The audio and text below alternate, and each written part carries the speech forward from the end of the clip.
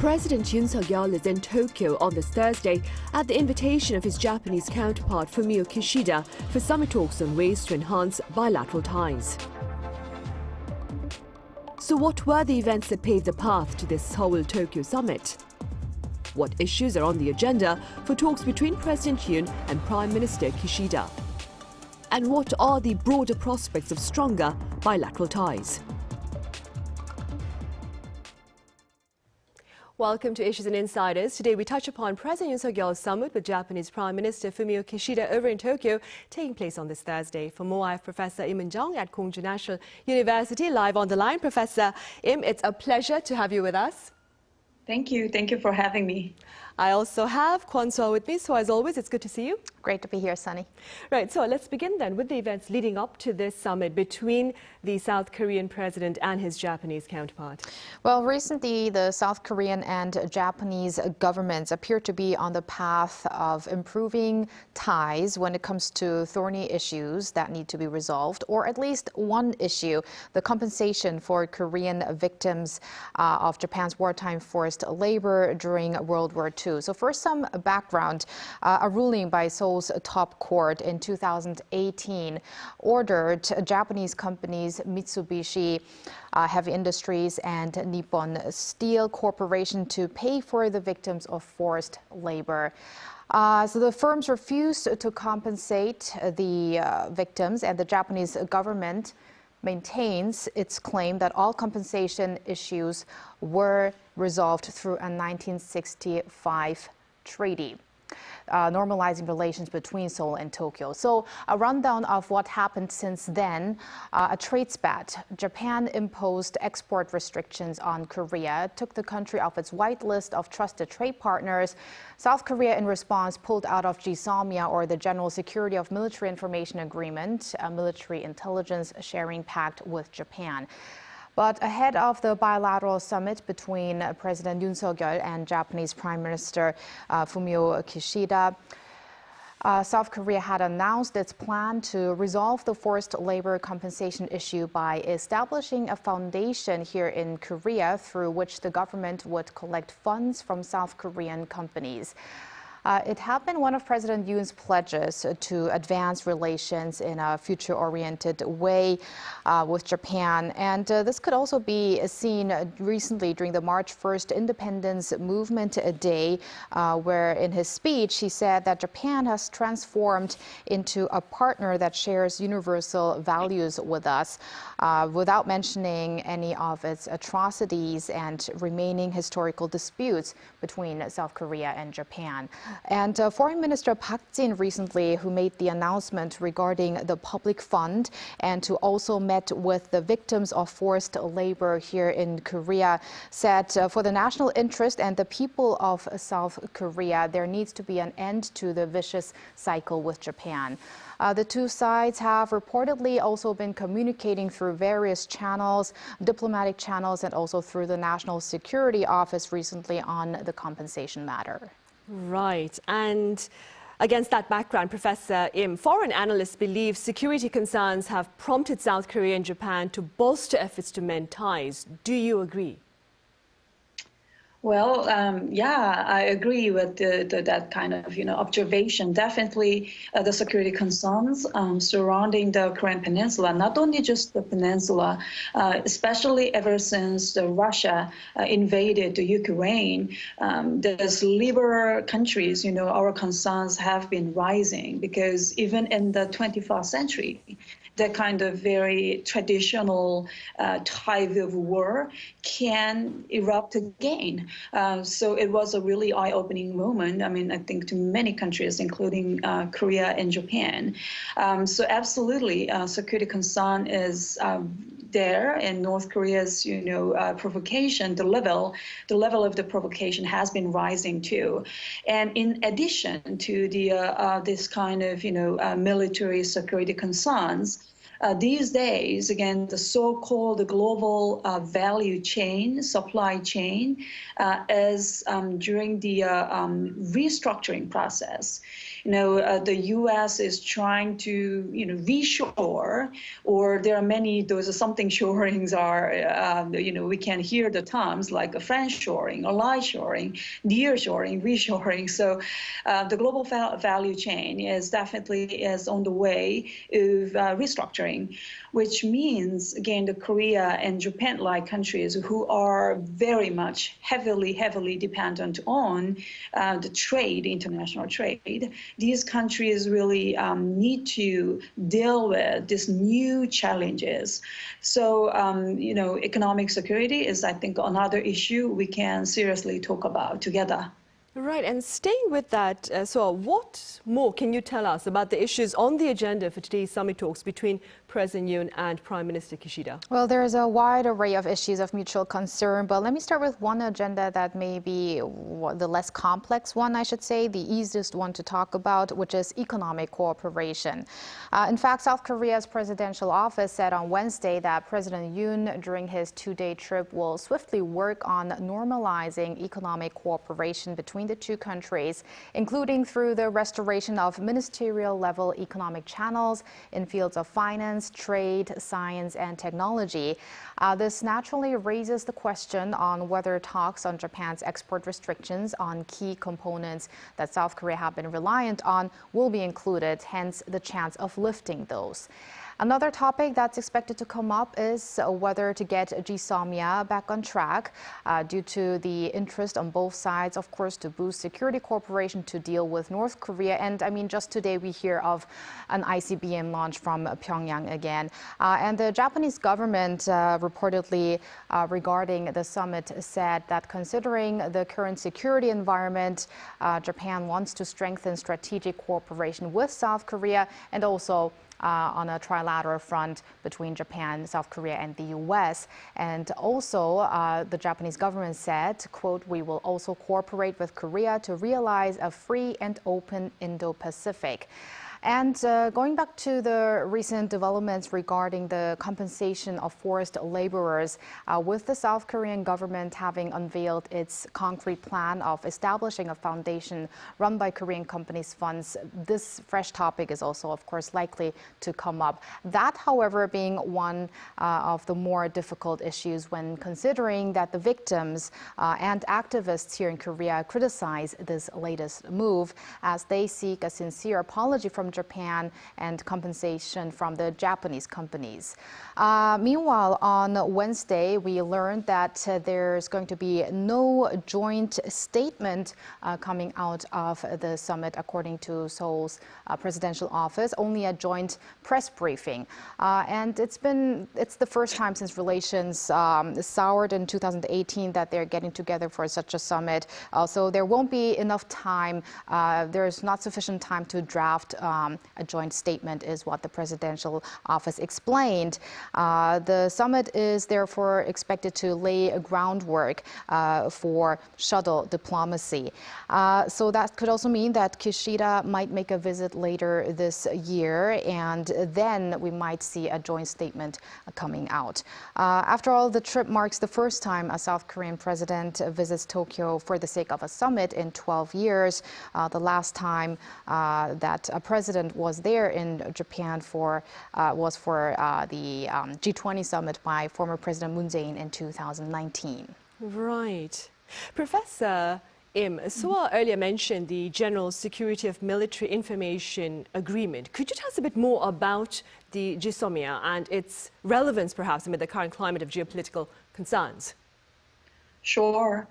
Again, the GSOMIA, it is the only military security-related agreement between ROK, Republic of Korea, and Japan. It was again discussed from 2011, and it was agreed in the November 2016. But as Ms.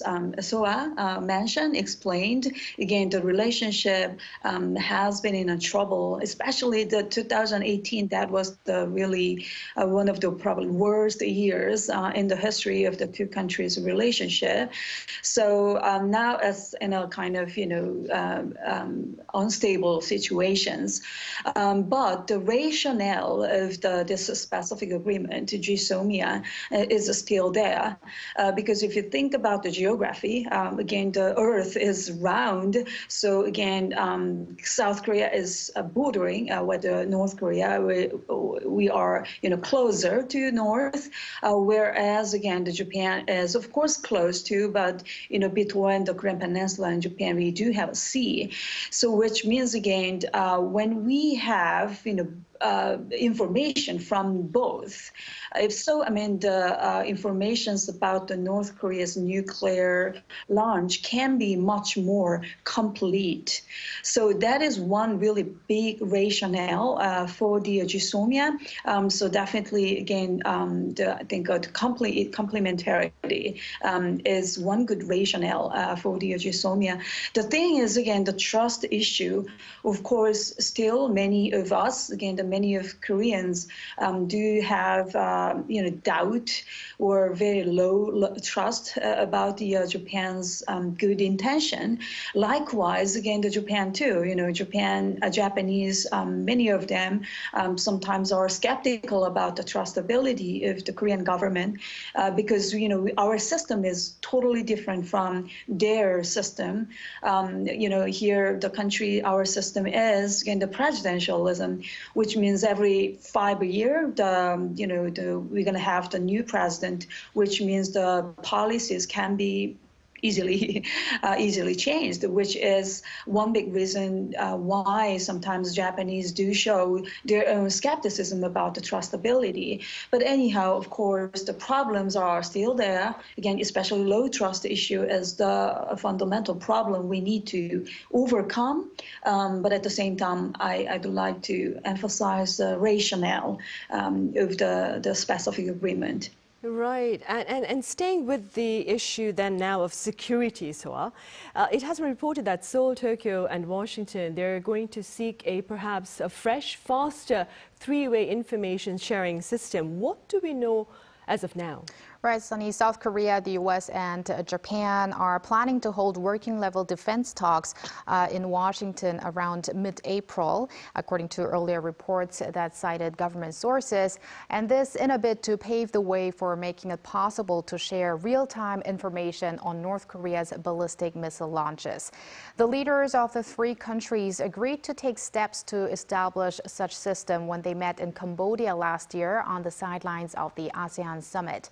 In a statement, they had said they intend to share North Korean missile warning data in real time in a way to improve each country's ability to detect and evaluate threats posed by incoming missiles, which would be a major step for deterrence, peace, and stability. So full-fledged discussions have yet to begin, and a decision on what happens to GSOMIA during the talks between President Yoon and his Japanese counterpart is highly likely to shape the way talks in Washington get underway later next month. Currently, the U.S. shares relevant data with South Korea and Japan separately, but a three-way intel sharing pact would make everything much faster. Right, I see. Professor, moving forward, there is speculation that Japanese Prime Minister Fumio Kishida may invite President Yoon Suk-yeol to the G7 summit in Hiroshima scheduled for this May. What are your thoughts regarding the prospects of such an invite, and what would be its broader implications? Well, I'd love to be more optimistic about the possibility, and I think the probability is pretty much high. It is likely, but of course, it will be dependent on today's summit and the first summit between the President Yoon and Prime Minister Kishida.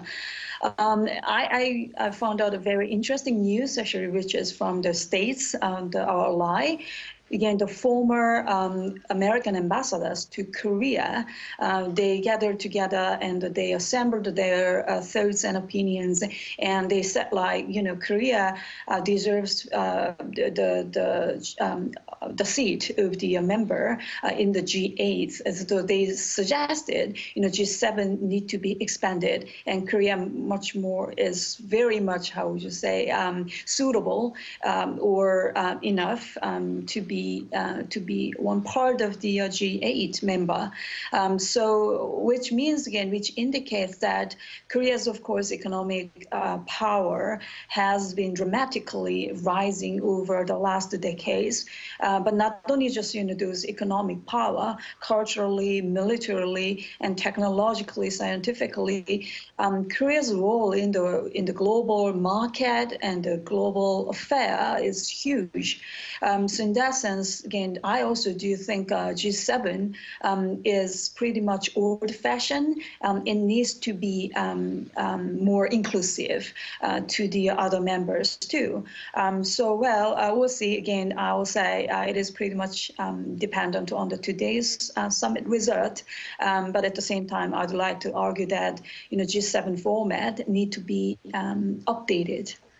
Right, and so also staying with the upcoming G7 talks, I understand the Japanese media has touched upon the potential issues to be addressed during those talks. Right, geopolitical issues, for instance, regarding Ukraine and the Indo-Pacific, nuclear disarmament and non-proliferation, economy, economic security, food security, climate change, global health, a lot is on the table.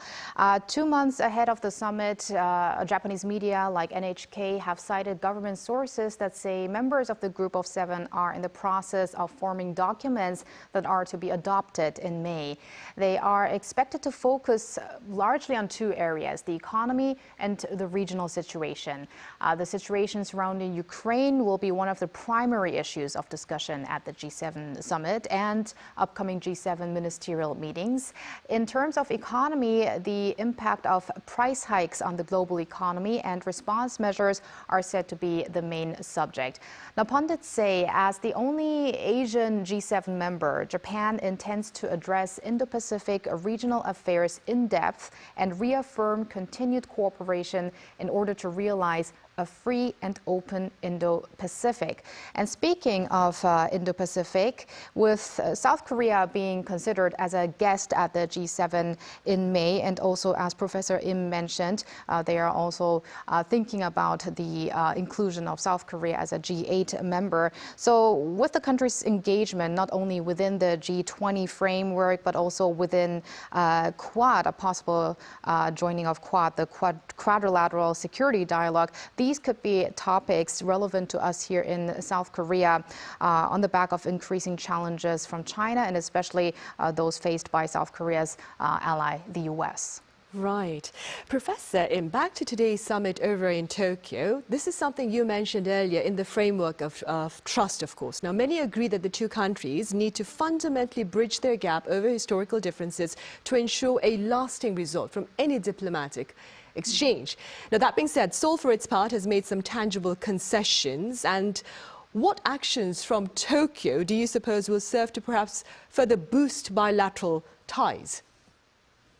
Well, definitely, I would like to strongly argue that the Japanese politicians, Japanese media, they need to be more considerate to the Korean people's, these emotions and feelings and thoughts. Because, again, if we recall our memory, one good memory, when the two countries' relationship was regarded as one of the best, again, in the time of the President Kim Dae-jung and his counterpart was Prime Minister Ubuchi. Back then, again, if we recall our memory, that generation, President Kim Dae-jung and then Prime Minister Ubuchi, they did have much more, how would you say, deeper sympathy or understandings about or respect to the other. But these days, again, Koreans too, but the Japanese as well, probably the generational transition was one of the reasons. For example, of course, he passed away, but Prime Minister Abe Shinzo-like, former Prime Minister Abe-like so-called right-wing politicians, they are trying to revise that kind of, understandings about our past. The past is, of course, past, but they don't really need to, and I don't think they should. Again, that they should not. They should not just stimulate, aggravate, our emotions unnecessarily. Of course, in some senses, I do understand why, again, the Japanese conservatives are that much, strict with their own interpretation, but so-called revisionism on the historical issue is nothing helpful for the relationship between the two. So I hope, again, the Prime Minister Kishida, of course, I do know he is also supported by the Abe's kind of, descendants or so-called Abe's kids, politicians. But at the same time, I'd love to see Prime Minister Kishida's leadership. He needs to say, this is not an issue which can be revised or reversed. Again, mutual respect is very, very important when we trying to move it forward.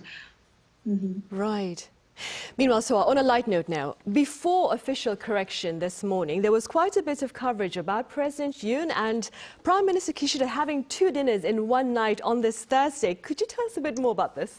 Right. Earlier, Japan's Yomiuri Shimbun on Tuesday reported the 2 leaders will dine twice following the summit. One of those was reportedly going to take place at a 128-years-old restaurant called Rengate in Ginza district. It's known to be the place where Japanese-style pork cutlets, tonkatsu, was born. The menu, according to Japanese and South Korean media, is said to be omuraisu, a Japanese-style omelette with rice that President Yoon was said to be a big fan of. But prior to this meal, the Yomiuri had reported of a separate dinner near Ginza district without revealing the place or menu, only saying that 2 dinner arrangements were considered rare. But yesterday, on Wednesday, however, an official at South Korea's presidential office denied the back-to-back dinner. The official said the Japanese government appears to be looking for Yoon and Kishida to have enough opportunity for candid talks, and thus are thinking of accordingly providing opportunities and space to do that in a means of showing respect and offering good memories while staying in Japan. I see. So the correction was made yesterday on Wednesday, yes, then. yes. I see. Now, Professor, I'm speaking within your capacity as a scholar in the field of international relations. Do you believe South Korea and Japan have more to gain, perhaps, from moving past their bitter history to a more future-oriented present as declared by President Yoon? Absolutely, absolutely. Let me just quote one of the recent public poll data. Again, the Federation of Korean Industry, they actually surveyed 626 young people, and they released the data, the poll result on the February 27. But according to the survey, 71% of the respondents they said Korea needs to improve its bilateral relations with Japan. And of them, interestingly, 73% was in their 20s, and then 68% was in their 30s, which means, again, our younger generation, so-called MG generation, who are in their 20s and the 30s, they said, we definitely need to improve the relations with Japan. And in addition to this, they emphasized, again, economic cooperation is one very big reason why we need to, have better relations with Japan. Mm-hmm. Very important. Yes. Right. All right, Professor Im, as always, thank you very much for your time and your thoughts today. And Soa here in the studio, thank you very much for your insights. My pleasure. Right, well, that is all the time we have for this edition of Issues and Insiders. Join us again, same time tomorrow. That is Friday. Thank you for now.